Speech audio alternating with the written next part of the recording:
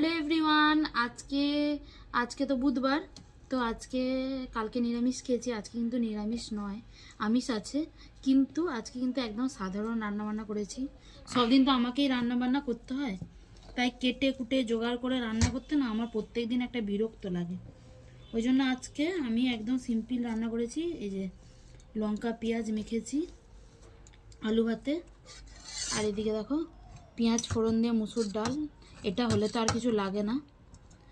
কালকে মাসি সজনে ফুলের বড়া এনেছিল, যেহেতু এটা পেঁয়াজ দিয়েছিল কালকে মঙ্গলবার, ওই জন্য খাওয়া হয়নি। সজনা ফুলের বড়া, এদিকে ডিম ভাজা, ছেলের পাতেও ডিম ভাজা দিয়েছি, আর এদিকে তেঁতুলের যে চাটনিটা করা ছিল সেটাই। তো আজকে তো এই মেনু। তো আজকে মেনুটা কেমন লাগলো? এই আলু ভাতে লঙ্কা তেল আর পেঁয়াজ দিয়ে, এটা দিয়েই তো খাওয়া হয়ে যায়। আলু ভাতেটা মাখছি, কেমন লাগছে দেখে বলো আলু ভাতেটা দিয়ে। আর একদম গরম গরম ভাত, দেখো ছেলের পাতের ভাতটা ধোঁয়া উঠছে। এখন তো ছেলে বাড়িতে আছে, স্কুল যায়নি, কারণ উচ্চ মাধ্যমিক পরীক্ষা চলছে, সেই জন্য বাড়িতে আছে।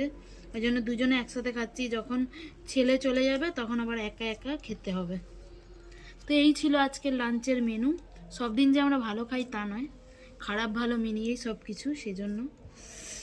তো কেমন লাগলো লাঞ্চের মেনুটা অবশ্যই কমেন্টে জানিও।